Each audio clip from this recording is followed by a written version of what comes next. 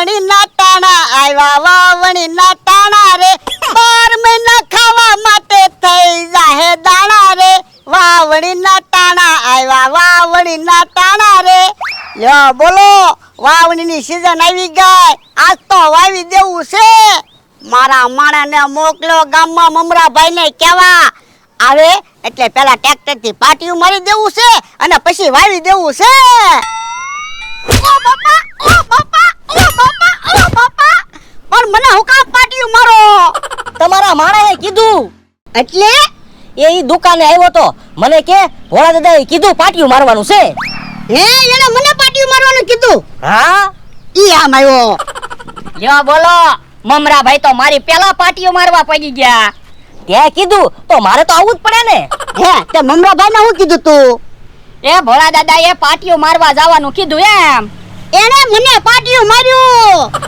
પણ તમે પાટિયું મારવાનું કીધું તો એ પાટિયું મારે જ તે ને ઓય બાપા એલા મને પાટિયું નહોતું મારવાનું વાડીમાં પાટિયું મારવાનું હતું વાડીમાં પાટિયું મારવાનું એવું તમે બોલ્યા જ નહોતા હો તમે એમ કીધું તું મમરાભાઈ ને કહેજે ભોળા દાદાએ પાટિયું મારવા જવાનું કીધું વાડીમાં વાવવી તો પેલા શું કરવી એ ખેતર ખેડી નાખવી પછી પાટિયું હાંકવી ઓય બાપા તો એ પાટિયું હાંકવાનું કીધું તું તો પણ તમે બળતરા હું કામ કરો મને કામે હું કામ રાખ્યો કામ કરવા તો હું વાવી દઈશ ને પાટિયું હાંકી નાખી તમે શાંતિથી બેસતા હોય તો તમે 500 વીઘાના માલિક છો હું બધું સંભાળી લઈશ તું હું બધું સંભાળતો તો મને ભૂખ ભેગો કરી એ તમને ભૂખ ભેગા નહીં કરું ગોટા ખવડાવીશ જો હું ગોટાની વસ્તુ લાવ્યો હે ગોટા તો મને બહુ ભાવે ગોટા તો મને બહુ ભાવે તમારે નથી ખાવાના તમે હલતા થાવ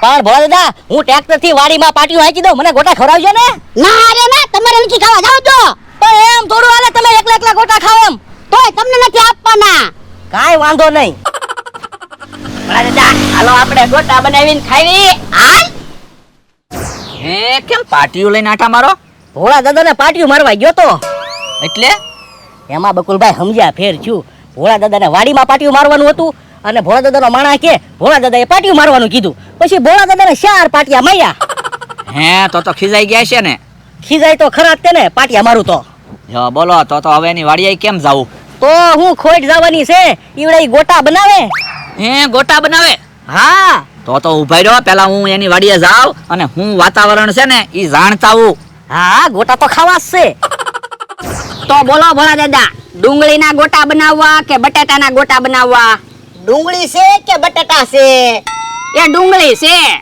તો પણ પૂછે હું ડુંગળીના જ ગોટા બનાવવાના હોય ને પણ તમે મારા શેઠ છો મારે પૂછવું તો પડે જ તે ને એ ડુંગળીના ગોટા બનાવી તો તમારે ડુંગળી કાપવાની અને મારે ગોટા બનાવવાના તારે મને રોવો એમ ને લ્યો બોલો ગોટા ખવડાવવાનું કહું તો કે રોવરાવવો ડુંગળી કાપી એટલે રોવી જ ને એ તો એક કામ કરો તમે શાંતિથી બેહો હું ડુંગળી કાપી નાખીશ અને ગોટાય બનાવી નાખીશ તો રાજી હા તો રાજી હે બકુડો આવે છે આ બાજુ આય એ હારું ભોળા દાદા હાલો ગોટા બનાવી જવો હું ગોટા બનાવવાની વસ્તુ લાવ્યો આદુ મરસા ને કોથમરી પણ કાઈ આદુ મરસા અને કોથમરી માં કઈ ગોટા બની જાહે બીજી વસ્તુ તમારી આપણે ભાગમાં ગોટા બનાવી પણ અત્યારે ગોટા હું કામ બનાવવા વરસાદી વાતાવરણ છે તો ગોટા ખાવી ને ક્યાં વરસાદ આવે એવું છે પણ વરસાદ આવે તો ગોટા ખવડાવશો હા વરસાદ આવે તો ગોટા ખવડાવીશ હે બકુલભાઈ હું વાતાવરણ છે એ ગોટા તો બનાવે જ છે પણ હું ગયો ને ત્યાં તો એ હામાં આવ્યા ગોટા નો ખવડાવવા હોય ને એટલે મેં કીધું આદુ મરસાન કોથમરી હું લાવ્યો હાલો મેં કીધું ભાગમાં ગોટા બનાવી તો મને કે વરસાદ આવે ને તો ગોટા બનાવવા પણ વરસાદ આવે એવું ક્યાં છે તો પણ વરસાદ આવે એવું કાંઈક વિચારો ને 38 નંબરનો પ્લાન વાપરવી તો હે તો વરસાદ આવે લ્યો તો હાલો હાલો ભોળા દાદા આજ તો કઈ વરસાદ આવે એવું છે નહીં ભલે બકુલભાઈ ગોટાની વાટે રહેતા તો હું ગોટા ખવાતા ભોળા દાદા હું તો શું કહું વાડીમાંથી થોડાક મરસા લેતા હો ને મરસા ના ગોટા બનાવી ના ના મરસા લેવા નથી જાવું હું મરચા લેવા જાય અને બકુડા મમરા ભાઈ જાય તો આ એ હાસુ તો એને ખબર પડી જાય આપણે ગોટા બનાવી. એટલે તો કહું છું હું એની ધ્યાન રાખીને બેહું તું ગોટા બનાય. એ હારું.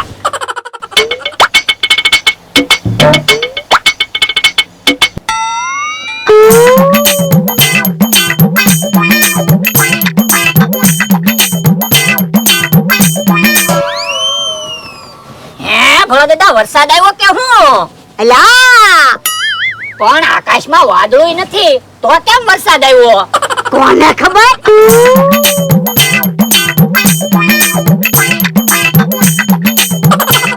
બકુલભાઈ કહેતા હતા વરસાદ આવે તો ગોટા ખવડાવવાના.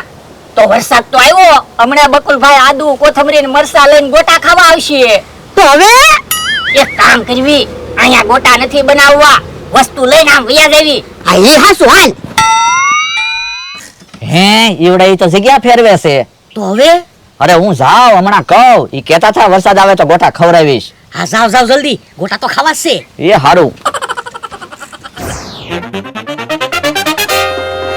ભલા દાદા અહીંયા ગોટા બનાવી. એ હારું. હે ભલા દાદા અહીંયા તો વરસાદ નથી આવેલો, આપણે ગોટા બનાવતા હતા ત્યાં જ કેમ વરસાદ આવ્યો હશે? એટલે એમાં એવું છે આપણે હારી વસ્તુ બનાવતા હોય ને એટલે કાક નું કાક તો આવી જ જાય. આજ ભલે વરસાદ આવે કે માણસ આવે, ગોટા તો ખાવા જ છે અને બીજા કોઈને ગોટા ખવડાવાય નથી. આ ઈ હાસુ.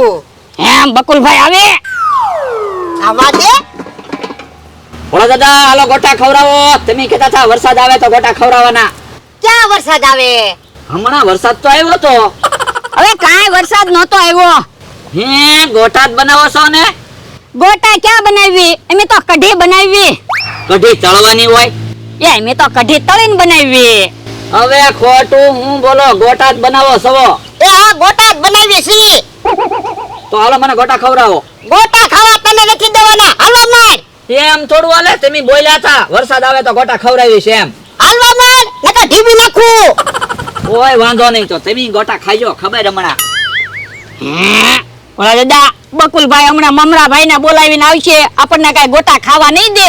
તો હવે મને એક વિચાર આવ્યો. હું આમ ટમટમ કાકાનો ટેમ્પો પડ્યો, હાલો ને એમાં ગોટા બનાવવા વ્યા જાવી. હાલ તો કોઈ ભાળશે નહીં. તો હું એટલે તો કહું. હાલ.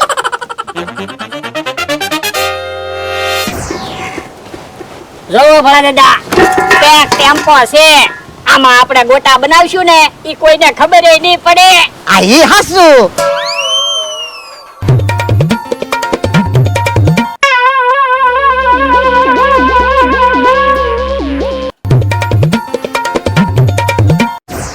કા બકુલભાઈ હું છું? એ ગોટા તો બનાવે પણ મને તો કેવા ખીજાણા. મને કે તને ગોટા નથી ખવડાવવા. તો એવું તો મને કીધું તું.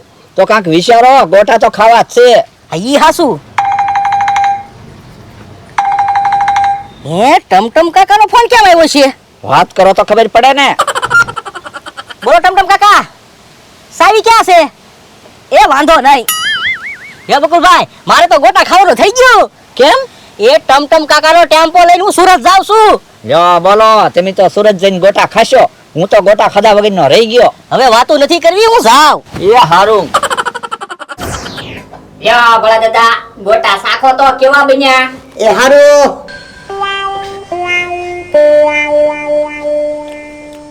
ગોટા બહુ હારા બન્યા. હું તો ધરાઈને ધરાઈને ગોટા ખાવા છે. હવે ક્યાં આપણે કોઈની બીક છે? આ ઈ હાસુ.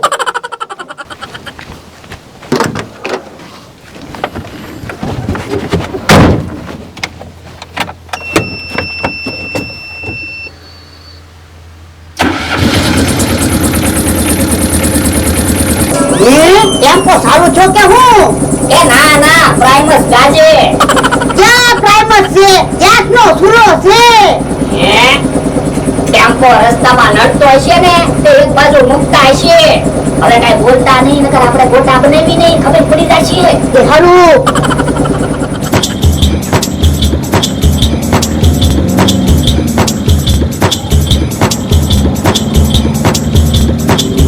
ટેમ્પો તો ચાલે.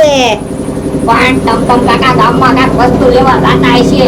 હમણાં ટેમ્પો લઈને પાછા વાડી આવી આવશે. તો વાંધો નહીં.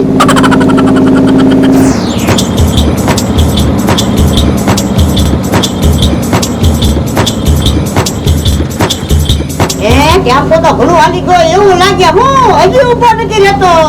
આ એ હાસુ આપણું ગામ ક્યાં આઘું છે તો હવે બોલાય તો નહીં નકર તમ કાકાને ખબર પડી જાય કે આપણે એના ટેમ્પોમાં ગોટા બનાવી છે ટીવી નાખીએ આ એ સાચું.